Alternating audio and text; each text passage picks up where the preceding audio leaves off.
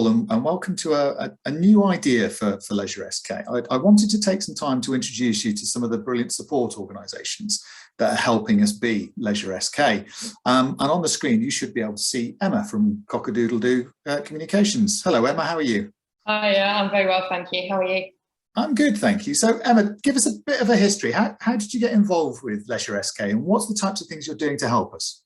Okay, so going back to actually this time last year, to be honest, it's been a whole year. So this time last year, I had a conversation with Karen Whitfield, who's obviously head of leisure and tourism, about the new brand that was LeisureSK and the transition from One Life to LeisureSK. And it was very much how can I support you with a marketing campaign to manage that transition and make sure the brand is clear from both a customer and a public perspective. Now, obviously, lockdown happened around Christmas last year, so what was the launch campaign then became a let's stay at home campaign. So I was the one working, I think New Year's Eve, frantically taking down everything that was scheduled to launch this new exciting brand and replace it with a stay at home, but here's a virtual workout. So that's very much how it started. And then part of the initial agreement was some transitionary support, I suppose, in terms of social media and in terms of PR, just to kind of help you engage with the audience, whether it's members or whether it's general public perspective members, and take on some of the support that was perhaps previously provided through One Life.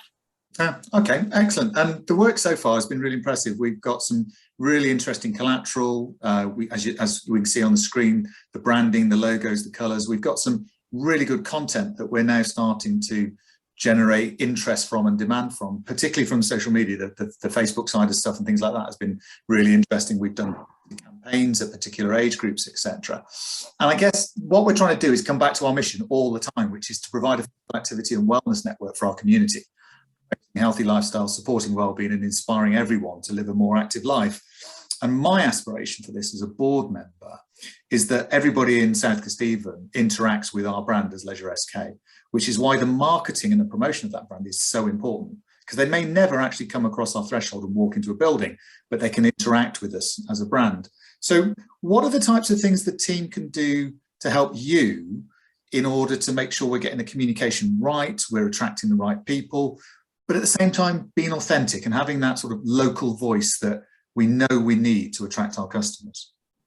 It's a mix, to be honest, David. I mean, like you've just alluded on the screen, we've got some templates, and templates are all very well and good, and it makes sure that the brand in terms of the colour palette and the font is correct. But you can't, there's nothing better than that authentic, that real voice of real people in real jobs.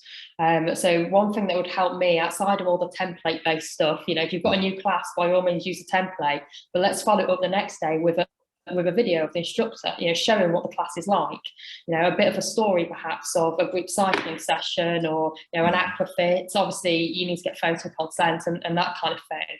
But there's such a thing, as you'll know, David, about the social norm. If people see others having a great time, they're more likely to want to follow suit.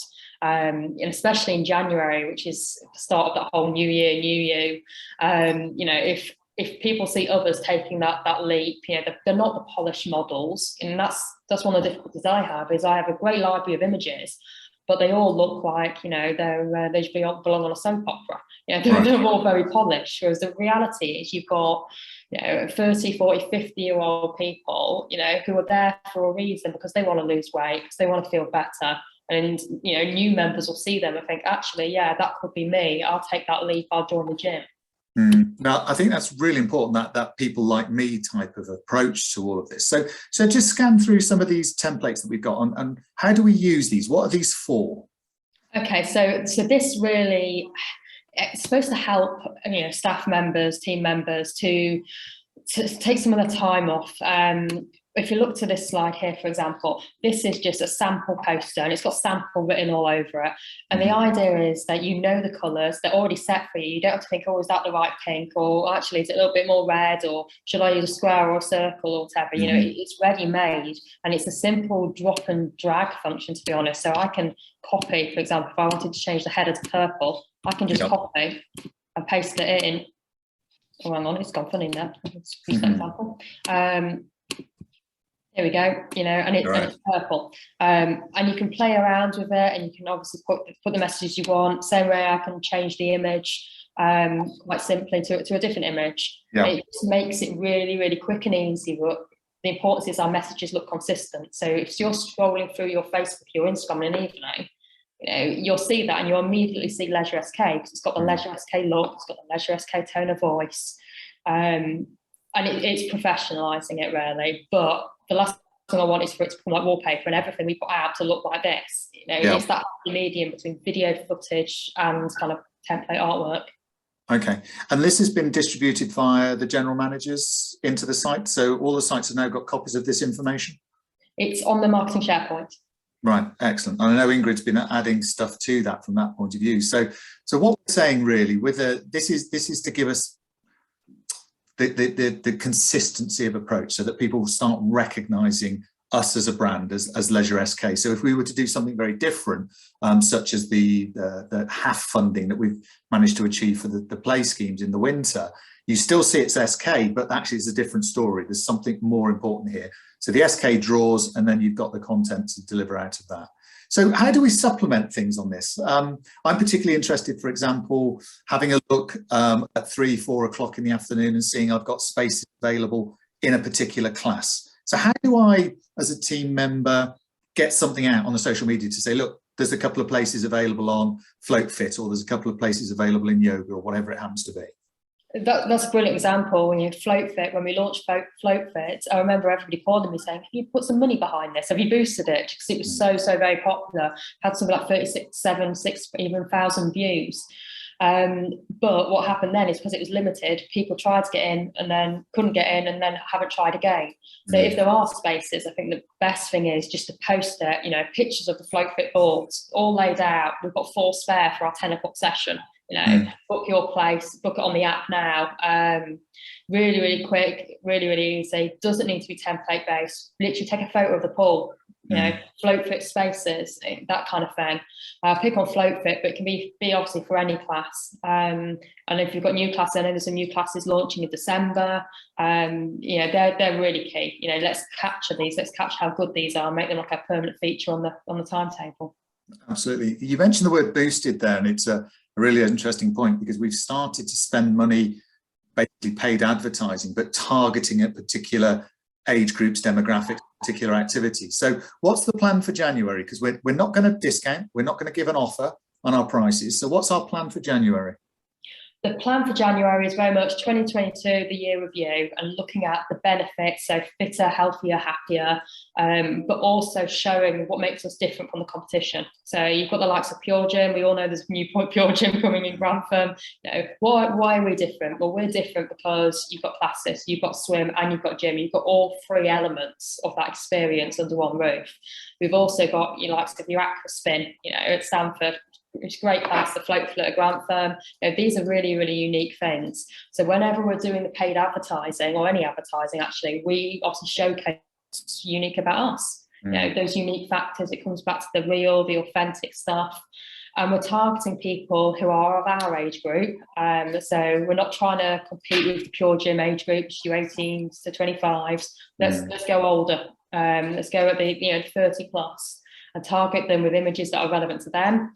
70% of our Facebook followers are female, and females are more attracted to classes than they are the weight bench in the gym. And I know that's really stereotypical, but we've tested this. We've done A/B testing on campaigns, and we've had a gym image and we've had a class image, and the class image 100% wins over. So there is very much a method to the madness, if you like. But looking at the strategy and the targeting, you're looking at about 130,000 impressions. And that's targeting people of that age who are interested in health-related activities within 10 miles of each centre. So we've got a good reach on that. Good, excellent. And the other bit that I've been pushing recently is just making sure that we remind people of the COVID security. So images of team members wearing masks, cleaning bits of kit and that type of stuff. And that's predominantly because the marketplace that hasn't come back is our older population. So I do want the sites to think locally about what have they got that will give the older population confidence, but also fun, something to socialise, something to meet up with their friends and things. So if I was to give that you as an example, what sort of imagery would you be using to try and attract those less confident older populations back into our facilities? So some of the best images we've put out recently are those of the team cleaning, genuinely, like, you know, they may be cleaning a spinning bike, or just showing that the sanitizer stations are still there, the screens are still up at reception, that, you know, team members are still wearing masks. There was a really lovely photo of two of the Duke managers at Bourne, you know, just next to a pull-up banner wearing masks, and, you know, people in Bourne know the staff in Bourne, and it was really well received. So it's showing that you're still there, you're confident, so other people should be confident too. Brilliant. Emma, that's been really useful. Thank you so much. And I think we shall do this again, actually, and use it as a way of sharing information, not only on the campaigns that we want to run, but also a little bit more detail. Let's use this as a way of educating and giving people more information. Emma, thank you so much for your time. You take care. Thank you, David.